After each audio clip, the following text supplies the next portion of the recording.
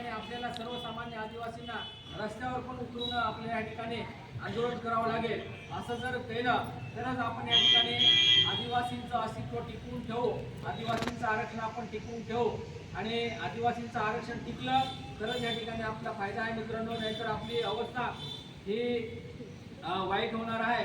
म्हणून हे जे काही सर्व नेते मंडळी आहेत यांच्याबरोबर आपण एक सर्व आदिवासी म्हणून जो निर्णय घेतील तो निर्णय आपण मान्य करून आपण त्यांच्याबरोबर राहायचं आहे, एक समाज म्हणून राहायचं आहे। या ठिकाणी काही इलेक्शन वगैरे नाही, पक्ष पण नाही, समाज म्हणून आपण त्यांच्याबरोबर राहायचं आहे आणि ही पेसा स्थगिती उठवायची आहे। त्याचबरोबर बरेचसे विषय आदिवासींचे आहेत ते पण आपल्याला या ठिकाणी सोडवायचं आहे। म्हणून सर्व या ठिकाणी आलेल्या आदिवासी बांधव उपस्थित आहेत त्यांचा या ठिकाणी मी आभार व्यक्त करतोय। आपण या ठिकाणी बरेचजणांचे मार्गदर्शन ऐकून घेतलं आणि पुढची दिशा आपण ऐकून आपण गाव सगळं ढवळून काढून या आंदोलनामध्ये सहभागी करून घ्याल अशी या ठिकाणी मी अपेक्षा व्यक्त करतोय। थांबतोय। जय आदिवासी। याच्यानंतर काँग्रेस आपले नाशिक जिल्ह्याचे जिल्हा सेक्रेटरी जिल्हा कमिटी सदस्य काँग्रेस विकासचे यांना मी विनंती करतो का त्यांनी त्याचे विचार मांडावे।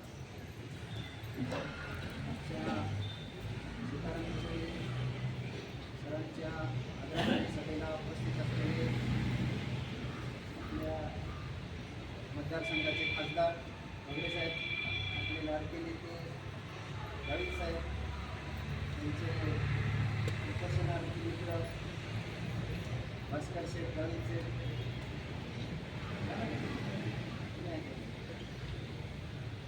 यानंतर सर्व पक्षाचे प्रमुख पदाधिकारी व सर्व नेते कार्यकर्ते मित्रांनो, आपण पाहिलं मागचं जे पेसा भरतीचं आंदोलन झालं त्या आंदोलनामध्ये जे तिथं उपोषणाला बसलेले होते त्यांनी आपली झोप उडवलेली आहे।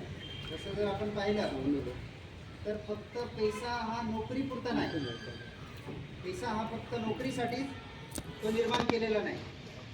96 मध्ये जो जरी कायदा झाला त्याच्यामध्ये आदिवासींशी संबंधित त्यांचे सगळे प्रश्न, मग ते सांस्कृतिक असोत, ते सामाजिक असोत, ते व्यवसायाचे असतोत, ते जमिनीचा आपला जो वनाधिकार कायदा आहे हा पण त्याच्यामध्येच येतो आणि त्या पेसामध्ये आपल्याला सगळे अधिकार गावामध्ये दिले, म्हणजे पेसा ग्रामसभेला दिले। म्हणजे आपली जी ग्रामसभा आहे त्याच्यापेक्षा पेसा ग्रामसभा ही आदिवासींसाठी मोठी आहे आणि ते अधिकार जे दिलेले आहेत ते कायद्याने दिलेले आहेत। हे काही कोणाच्या बापाने आपल्याला अधिकार दिलेला नाही, तो केंद्र शासनाचा कायदा आहे।